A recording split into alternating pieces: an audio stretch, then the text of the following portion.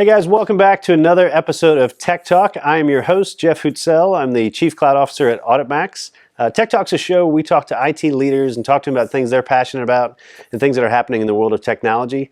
As always, we're usually welcomed by a fantastic guest, and today is no different. Today we've got Dale Johnston from Regency Centers is with us. Dale is the Senior Vice President and CIO. So Dale, thanks so much for joining us. Appreciate having you on the show. I appreciate being here. So you're kind of a staple in the IT community here in Jacksonville. You've been a CIO for a number of years. One of the things I'm curious about from the beginning, we talked to a lot of IT leaders that come on, is the evolving role of the IT leader and kind of the CIO in these organizations. How do you kind of look at that? How's that changed over the past few years for you and kind of your role? Absolutely. So been happy to relocate to Jacksonville 8 years. So in 8 years, I guess I'm a staple of IT leadership here in the area. No, I'm very proud of some of the things I've been able to participate in the groups in Jacksonville. A fantastic area. I wish we could do more to promote it, Sure. but happy to do my part. So the IT leadership role, if you look back decades, really, it was about technology and people that could, business leaders hired nerds to have them run their technology. Sure. And so the CIO role was really the head nerd. And you don't have a pocket protector or anything? I noticed you get and so really that was the director of IT and the early formings of the CIO role. Again, very important to take the American businesses from manual processes using technology through. You can't underestimate actually being a technologist and applying it to humans and work-related activities. But really, we started to learn our businesses, and so the CIO became a bridge between technology and industry and business, and you heard of that relationship, and so you became an expert of your industry and how it applied to technology. I think really the third area is really now, maintaining that industry expertise. Every CIO knows their industry. They're in healthcare. They're in real estate. It doesn't mean you can't cross platforms, but there's a learning curve for every industry, and that needs to be adopted by the CIO to truly be that blend of technology and industry. But I think next is being the people person. Sure. It's people that drive technologies as much as we hear about automation and the delivery of robotic process automation, AI. Those technologies are still technology. It's still software in our businesses. Right.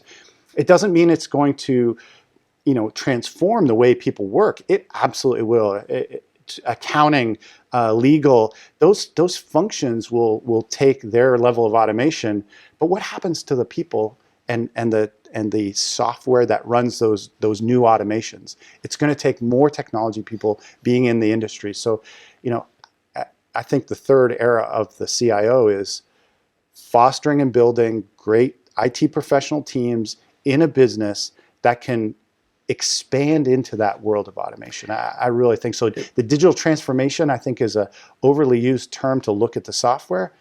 I think digital transformation is going to be about how do you transform the business from a people perspective, and it's going to be the IT leader that plays a part in that. Yeah, it seems like there's two sides of that. So there's obviously the user experience side, and what does that feel like? Like technology for technology's sake is one thing, but the user experience side is big. The other one's I think it's finding the right people to do those jobs. I gotta imagine that's a challenge, right? So we're talking about a lot of new technologies at once you mentioned AI and machine learning, and we talk about cybersecurity and the challenges people have filling those jobs. How do you address that, where there's all these new technology you want to take advantage of, but there's not a lot of people that experience if somebody has 2 years experience, it's fantastic, right? The technology's been around for less than 2 years, so having 2 years of experience. We really are at an impasse in the country where companies could look at an area like Northeast Florida, which is really rich in great people. We've got some great local schools. We are, a short drive away from Division I schools that are producing great talent, whether it's UCF, Gainesville, or Tallahassee.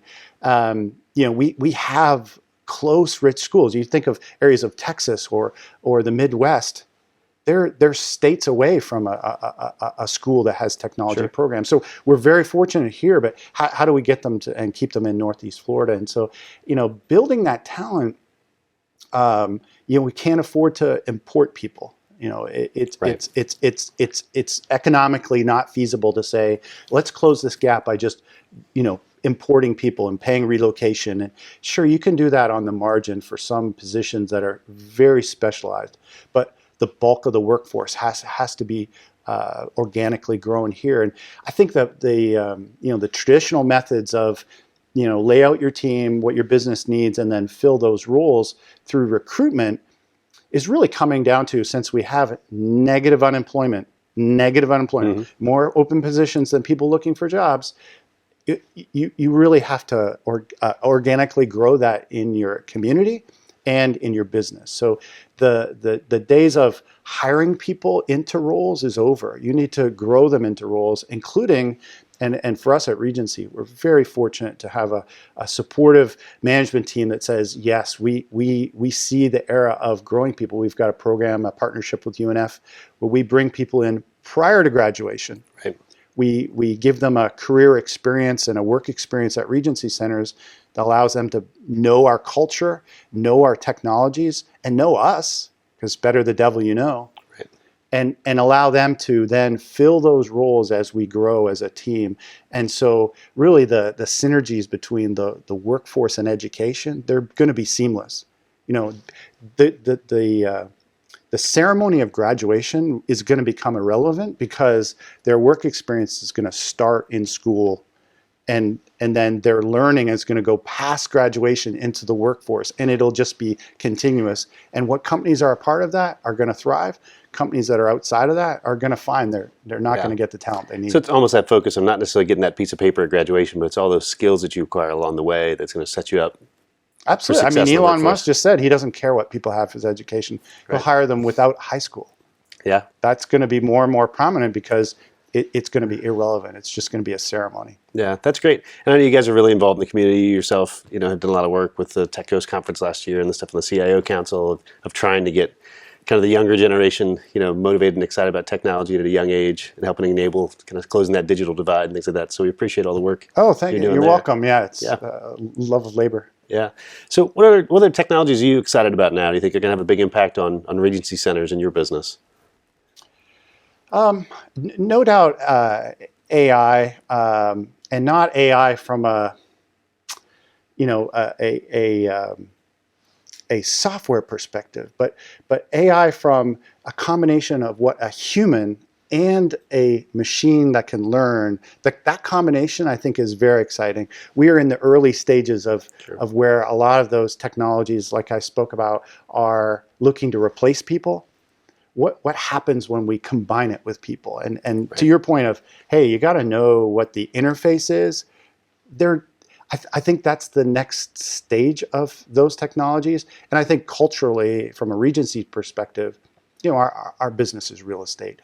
And real estate, we have local markets that you have to know the local market. We have 23 offices across the country because you have to know the local market. Every culture of every city, of every corner is different in this country. And you need to know that to flourish and know where people want to buy, where they want to shop, where do they want to go. Right. That's something that we really take and appreciate in our people and our professionals. So we're not looking to replace that. So our how do I make those people better? You arm them with technology to help them do their jobs better. And how could I arm them with a robot that could strip away the minutia of tasks and allow them to focus on what we really cherish in them? That's very exciting. Yeah, I think that is exciting. We've had some folks on the show before. They're doing a lot with robotic process automation and taking those repeatable, mundane tasks and eliminating those pieces and letting people work on the more creative functions of their jobs. And how do you do that when you and this is the challenge that every business has a fleet of professionals, whether it's accountants or legal lawyers. Their specialty and their education is doing, to some degree, the minutia. Right. How do you shift them and saying, hey, you're not going to do what you were trained to do, count numbers, add it up, make sure they're in the accounts, because we're going to have a robot do that. How do you teach an accountant to be something else? How do you teach a legal professional to do something else that's more strategic? Mm-hmm. It's a huge people problem, not a software problem. Yeah, I think it pushes back on people. You have to have really that growth mindset and continue to improve and evolve and change. The people that don't want to change are going to be in a tough spot, right? Yeah, but we need people. I mean, right. we can't just say, oh, you don't get it. You're on the sidelines. Yeah. I mean, we need everyone involved in our workforce, locally and nationally, to participate, because I mean, otherwise areas of this world are going to surpass us where they've got the people. And anyhow, that's great. Dale, it's always a pleasure chatting with you and talking to you. It's a lot of good stuff. I could probably talk to you for hours, but thank you so much for joining us on the show. Thank you, Jeff. It's always a pleasure. Appreciate being here.